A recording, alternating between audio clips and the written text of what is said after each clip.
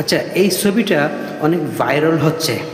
এখানে যে ছবিটা দেখা যাচ্ছে, যেখানে আর্জেন্টিনা যখন থেকে ওয়ার্ল্ড কাপের সেমিফাইনাল জিতে এখন ফাইনালে চলে গেছে, এখন আগামীতে ফাইনাল খেলবে, এই যে ছবি আছে যেটার মধ্যে একটা বাচ্চাকে মেসি গোসল করাচ্ছে, এটা কোনো এআই নয়, এটার আসল ব্যাকগ্রাউন্ড স্টোরি আমি আপনাদেরকে বলতে চাচ্ছি।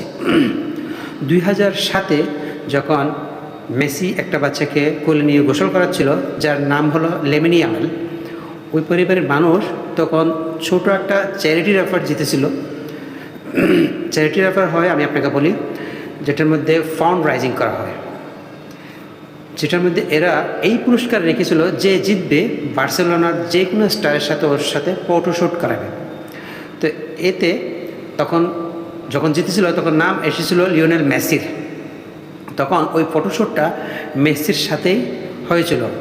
তখন ওরা কেউ ভাবেও নি এই যে কোলে নিয়ে মেসি যে টপের মধ্যে গোসল করাচ্ছিল 2007-এ, ওই ছেলে এক সময় পৃথিবীর সবচেয়ে বড় খেলা, বড় ওয়ার্ল্ড কাপ ম্যাচ যেতে হবে ওই বাচ্চা বড় হওয়ার পরে আর্জেন্টিনার বিরুদ্ধে ওই স্পেনের পক্ষ থেকে মেসির অ্যাগনেস্টে খেলার জন্য নামবে।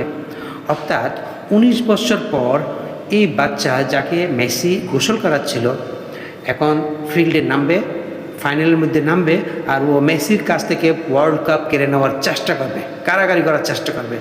অর্থাৎ পৃথিবীতে কত রকমের কাহিনী আসলে হয়ে যায়, নিজের অজান্তে হয়ে যায়। সবাই অবাক হয়ে যাচ্ছে যে এই বাচ্চা আসলে কখনো সে নিজেও ভাবে নেই একদিন গিয়ে মেসির সামনে দাঁড়াবে। এখন আর্জেন্টিনার ওয়ার্ল্ড কাপ যদি জিতে, এটা আর্জেন্টিনার চতুর্থ ওয়ার্ল্ড কাপ হবে। 1978-এ একবার আর্জেন্টিনা জিতেছিল, এরপরে 1986-তে জিতেছিল, এরপর 2022-এ আর্জেন্টিনা ওয়ার্ল্ড কাপ জিতেছিল।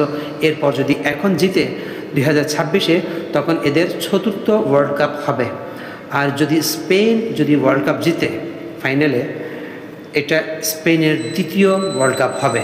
অর্থাৎ এরা 2010-এ একবার জিতেছিল নেদারল্যান্ডের কাছ থেকে জিতেছিল। অর্থাৎ আফটার 16 ইয়ার্স এরা ওয়ার্ল্ড কাপ জিতবে যদি জিতে এবার। তো ওরা তো একদম হাঙ্গরি থেকে আসতেছে, ওরা অনেক দিন জিতে নাই, ওরা হাঙ্গরি, ক্ষুধা আছে ওদের মধ্যে, ওদের মনের মধ্যে ক্ষুধা আছে। ওদের রেকর্ড যদি দেখতে চান, ওদের ডিপেন্ডিং পজিশন অনেক ভালো। আমি আপনাকে বলে দিই, স্পেন এই পুরো টুর্নামেন্টের মধ্যে শুধু একটা গোল খেয়েছে। এই পুরো টুর্নামেন্টের মধ্যে স্পেন শুধু একটা গোল খেয়েছে।